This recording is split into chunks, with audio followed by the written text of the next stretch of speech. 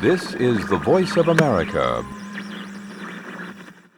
Hello, I'm Jack Dominic, the Executive Director of the National Voice of America Museum of Broadcasting, and I want to discuss the recent decision by the administration to radically downsize or completely cease the operation of the Voice of America.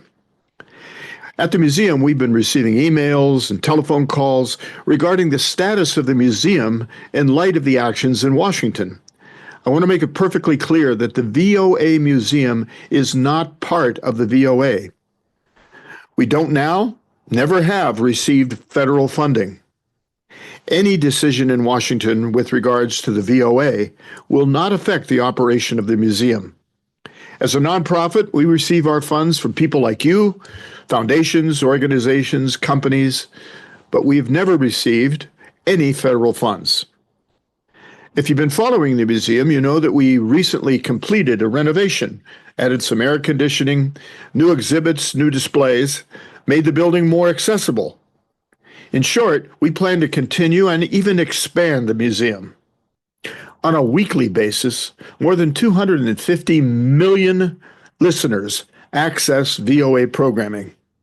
It's distributed worldwide in 30+ languages. For those in countries like Russia, North Korea, Afghanistan, this is the only non-censored window on the world.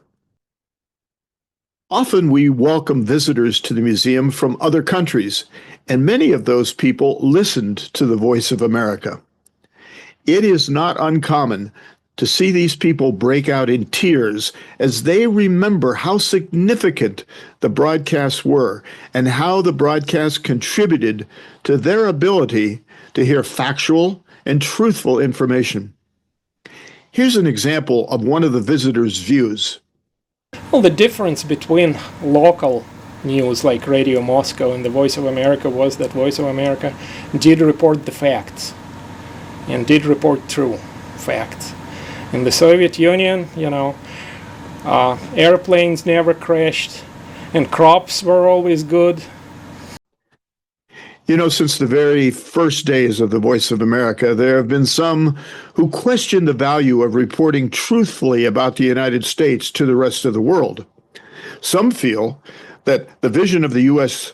should always be positive. John Hausman, who along with Edward R. Murrow launched the VOA in 1942, had this to say.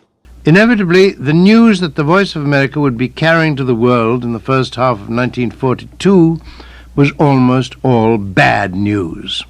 As Japanese victories and invasions followed one another with sickening regularity, and the Nazi armies moved ever deeper into Russia and the Near East, we would have to report our reverses without weaseling.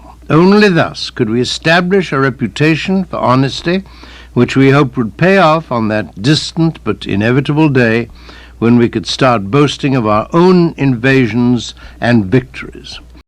Thank you for your continued support. Be assured that the museum will continue to be a place where the Voice of America is celebrated as one of the most effective uses of broadcasting. We will continue to tell the truth and let the world decide.